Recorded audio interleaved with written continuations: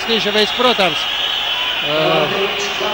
Iebilst. Grib iebilst Ripu Velikovam. Bija tuvu tam, lai pārtvērtu Ripu, un šeit nesaprotās Krišāns Redligs. Babenko. Vēl viena piespēle, un diemžēl, jā. Kļūda savā aizsardzības zonā. Tik izmantoja šo Krišāņu Redligu. Nu, nevar teikt, ka Krišāna Redliga partneri aizlidoja mainīties, un Krišāns palika viens un nepamanīja, ka Tudonā cieši klāt ir Maskavietis, neļauj brīvi saspēlēties, neļauj kontrolēt Ripu.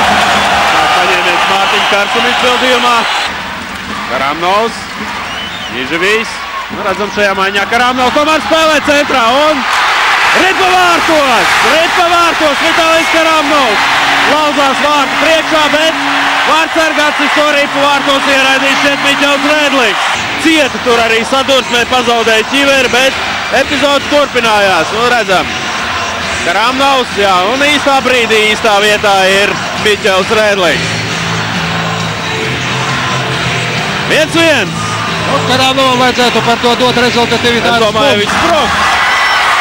Atspēlē un Volkovs. Ļoti vēlējās iegūt arī Rīgas Dinamo, bet Astanai izrādījās nedaudz vairāk finansu līdzekļus. Un Edgars Lūsiņš izskatās, ka stāsies vārtos pēcspēles metienu sērijā. Edgaram debija KHL līgā.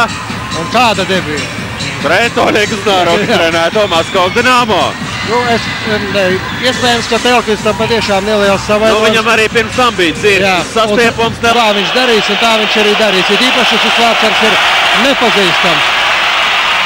Un vārtu stabiņš! Tādas laikā teicām, izpildīs šo metienu, un viņš ir ļoti labs izpildītājs Astanas turnīrā. Viņš to nodemonstrēja, un diemžēl neizdevās pacelt. Ļoti efektīgi mēģināja nospēlēt Vitālijs Karamnovs. Un Edgars Lūsiņš! Lieliski! Notver Alekseja Kudašova metienu Edgars Lūsiņš.